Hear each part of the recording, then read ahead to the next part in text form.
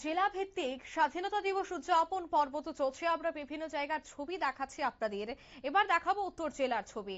উত্তর জেলাতেও যথাযোগ্য মর্যাদায় পালিত হয়েছে ৮০তম স্বাধীনতা দিবস।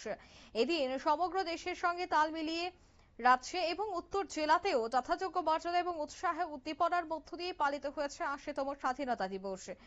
সকালে ধর্মনগরের বিপিআই মাঠে জেলা প্রশাসনের উদ্যোগে আয়োজিত মূল স্বাধীনতা দিবস অনুষ্ঠানে সকাল ৯টা বেজে ১০ মিনিটে জাতীয় পতাকা উত্তোলন করেন রাজ্য সরকারের মন্ত্রী শান্তনা Chakma.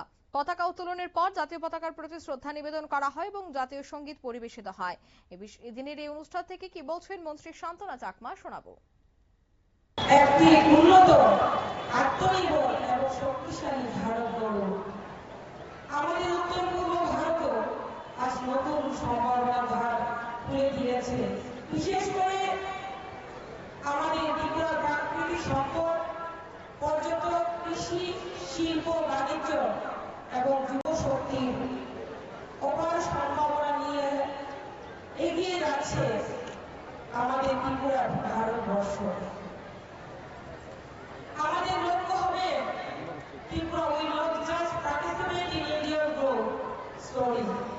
Tripura will become an important driver of Tripura's growth story.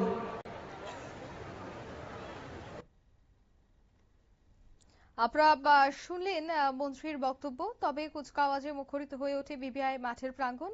দেশের স্বাধীনতা সংগ্রামীদের আত্মত্যাগ এবং বীরত্বকে স্মরণ করে স্বাধীনতার ৮০ বছর পূর্তির এই বিশেষ দিনটি দেশপ্রেম এবং উৎসবের আবহে উদযাপন করা হয় উত্তর জেলাতেও। নিয়ে নিচ্ছি ছোট্ট একটি বিজ্ঞাপন বিরতি, সঙ্গে থাকুন।